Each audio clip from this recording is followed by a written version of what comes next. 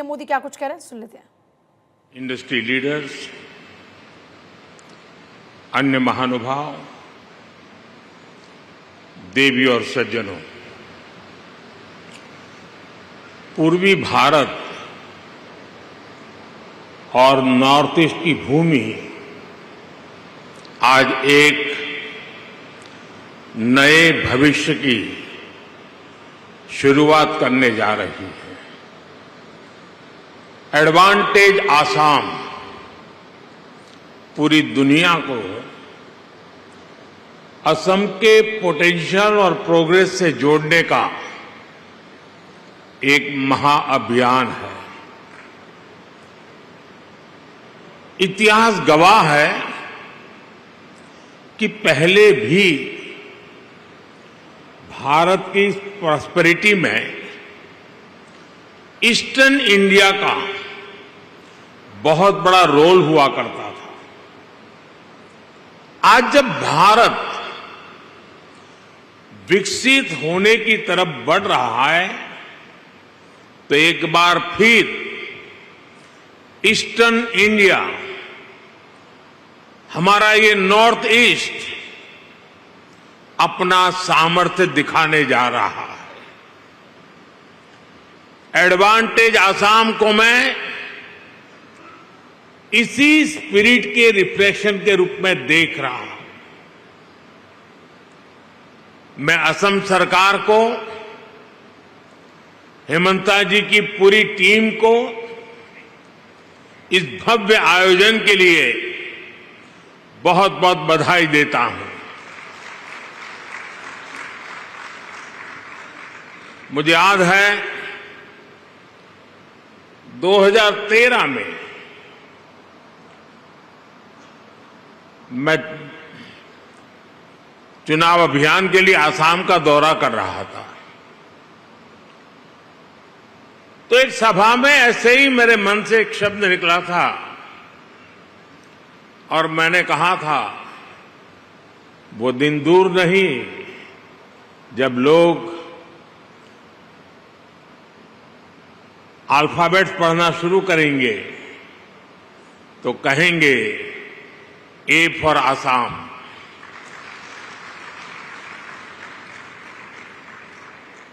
साथियों, आज हम सभी वैश्विक परिस्थितियों को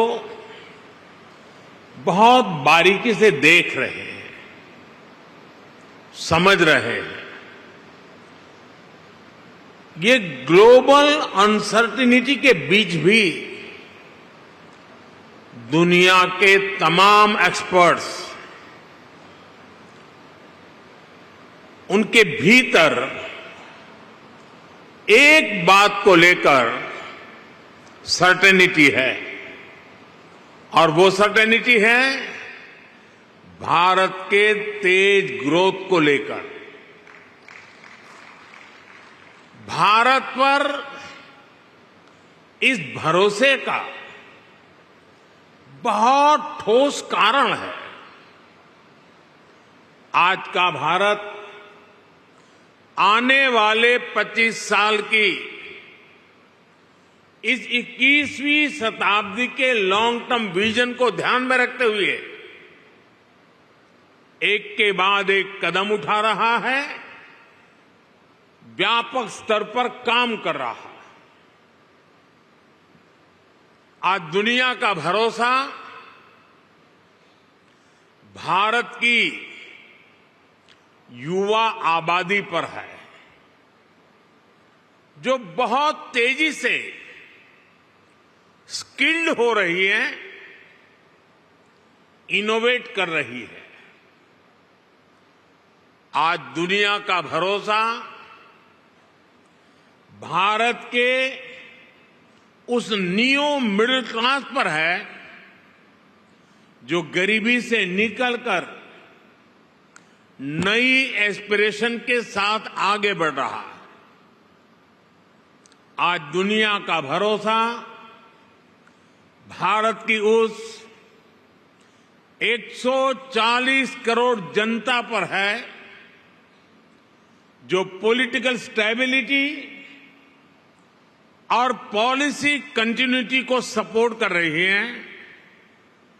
आज दुनिया का भरोसा भारत की उस गवर्नेंस पर है जो लगातार रिफॉर्म कर रही है। आज भारत अपनी लोकल सप्लाई चेन को मजबूत कर रहा है। आज भारत दुनिया के अलग अलग रीजन्स के साथ फ्री ट्रेड एग्रीमेंट्स कर रहा है। ईस्ट एशिया के साथ हमारी कनेक्टिविटी लगातार सशक्त हो रही है और नया बन रहा India middle east Europe economic corridor भी अनेक नई संभावनाएं लेकर आ रहा है। साथियों, भारत पर मजबूत होते ग्लोबल ट्रस्ट के बीच आज हम सभी यहां असम में जुटे हैं, मां कामाख्या की धरती पर जुटे हैं।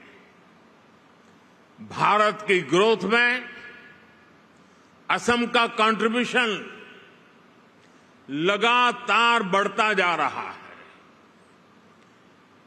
2018 में एडवांटेज असम समिट का पहला एडिशन आयोजित हुआ था। तब असम की इकोनॉमी 3.25 लाख करोड़ रुपए की थी। आज असम करीब 6 लाख करोड़ रुपए की इकोनॉमी वाला राज्य बन गया है। यानी भाजपा सरकार में सिर्फ 6 सालों में असम की इकोनॉमी की वैल्यू डबल हो गई है। ये डबल इंजन की सरकार का डबल इफेक्ट है। असम में हुए ढेर सारे इन्वेस्टमेंट ने, आप सभी ने असम को अनलिमिटेड पॉसिबिलिटीज का राज्य बना दिया है। असम सरकार यहां एजुकेशन, स्किल, अन्य कई प्रकार के डेवलपमेंट और साथ साथ बेहतर इन्वेस्टमेंट एनवायरनमेंट पर फोकस कर रही है। बीते सालों में भाजपा सरकार ने यहां कनेक्टिविटी से जुड़े इंफ्रास्ट्रक्चर पर बहुत काम किया है। मैं आपको एक उदाहरण देता हूं। साल 2014 से पहले ब्रह्मपुत्र नदी पर बस 3 पुल थे। यानी 70 सालों में सिर्फ 3 ब्रिज। लेकिन बीते 10 सालों में हमने 4 नए ब्रिज बनाए हैं। हमने इनमें से एक ब्रिज का नाम भारत रत्न भूपेन हजारिका जी के नाम पर रखा है। असम को 2009 से 2014 के बीच रेल बजट में औसतन 2,100 करोड़ रुपए मिले थे। हमारी सरकार ने असम के रेलवे बजट को 4 गुना से ज्यादा बढ़ाकर 10,000 करोड़ रुपए तक पहुंचा दिया। असम के 60 से ज्यादा रेलवे स्टेशन को भी मॉडर्नाइज किया जा रहा है। आज गुवाहाटी से न्यू जलपाईगुड़ी के बीच नॉर्थ ईस्ट की पहली सेमी हाई स्पीड ट्रेन चल रही है। साथियों, असम की एयर कनेक्टिविटी का तेज गति से विस्तार हो रहा है। 2014 तक यहां सिर्फ 7 रूट्स पर फ्लाइट्स ऑपरेट होती थी। अब करीब करीब 30 रूट्स पर फ्लाइट्स चलने लगी है। इससे लोकल इकोनॉमी को भी बहुत बड़ा बूस्ट मिला है, यहां के युवाओं को रोजगार मिला है। साथियों, ये परिवर्तन सिर्फ इंफ्रास्ट्रक्चर तक सीमित नहीं है। लॉ एंड ऑर्डर में अभूतपूर्व सुधार हुआ है। बीते दशक में अनेक पीस अकॉर्ड्स किए गए हैं। बॉर्डर से जुड़े लॉन्ग पेंडिंग इश्यूज का समाधान किया गया है। आज असम का हर रीजन, हर नागरिक, हर युवा यहां के विकास के लिए दिन रात मेहनत कर रहा है। साथियों, आज भारत में इकोनॉमी के हर सेक्टर में, हर लेवल पर बड़े रिफॉर्म्स हो रहे हैं। हमने ईज ऑफ डूइंग बिजनेस के लिए निरंतर काम किया है। हमने इंडस्ट्री और इनोवेशन कल्चर को बढ़ावा देने का पूरा इकोसिस्टम तैयार किया है। स्टार्टअप के लिए नीतियां हो, मैन्युफैक्चरिंग के लिए पीएलआई स्कीम्स हो, या मैन्युफैक्चरिंग कंपनियां और एमएसएमईज को टैक्स में छूट देना हो, हमने हर एक के लिए बेहतरीन पॉलिसीज बनाई है। सरकार देश के इंफ्रास्ट्रक्चर पर भी बहुत बड़ा इन्वेस्टमेंट कर रही है। इंस्टीट्यूशनल रिफॉर्म, इंडस्ट्री, इंफ्रास्ट्रक्चर और इनोवेशन का यही कॉम्बिनेशन भारत की प्रगति का आधार है। और इसलिए इन्वेस्टर्स भी देश के पोटेंशियल को, उनकी और देश की प्रगति की पॉसिबिलिटीज को कई गुना विस्तार कर पाया है। हमने 2030 तक देश की एनर्जी कैपेसिटी में 500 गीगावाट रिन्यूएबल एनर्जी कैपेसिटी में के एडिशन का लक्ष्य बनाया है।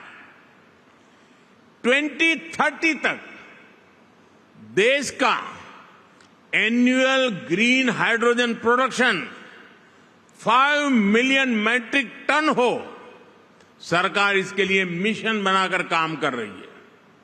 देश में गैस इंफ्रास्ट्रक्चर बढ़ने के कारण डिमांड भी तेजी से बढ़ी है। गैस बेस्ड इकोनॉमी का पूरा सेक्टर तेजी से एक्सपांड हो रहा है। इस जर्नी में असम के पास बहुत बड़ा एडवांटेज है। सरकार ने आप सबके लिए बहुत सारे रास्ते बनाए हैं। पीएलआई स्कीम से लेकर ग्रीन इनिशिएटिव के लिए बनी सारी पॉलिसीज आपके हित में हैं। मैं चाहता हूं कि असम रिन्यूएबल एनर्जी सेक्टर में एक लीडर स्टेट बनकर के उभरे, और ये तभी हो पाएगा जब इंडस्ट्री के आप सभी लीडर्स यहां के पोटेंशियल को सही तरह से मैक्सिमाइज करने के लिए आगे आएंगे। साथियों, 2047 तक भारत को विकसित भारत बनाने में पूर्वी भारत की भूमिका बहुत बड़ी होने वाली है। आज पूर्वोत्तर और पूर्वी Bharat infrastructure, logistics, agriculture, tourism और इंडस्ट्री में तेज रफ्तार से आगे बढ़ रहा है। वो दिन दूर नहीं जब दुनिया भारत की डेवलपमेंट जर्नी में इस क्षेत्र को सबसे आगे बढ़ते हुए देखेगा, मुझे विश्वास है आप इस यात्रा में असम के साथी बनेंगे, साझीदार बनेंगे। आइए एक साथ मिलकर हम असम को एक ऐसा राज्य बनाएं जो पूरे ग्लोबल साउथ में भारत की कैपेबिलिटीज को नई ऊंचाइयों तक पहुंचाए। एक बार फिर आज की समिट के लिए आप सभी को मेरी ढेर सारी शुभकामनाएं। और जब मैं कह रहा हूं तो मैं आपको विश्वास दे रहा हूं, मैं आपके साथ हूं। विकसित भारत की जर्नी में आपके योगदान का पूरा समर्थक हूं। बहुत बहुत धन्यवाद।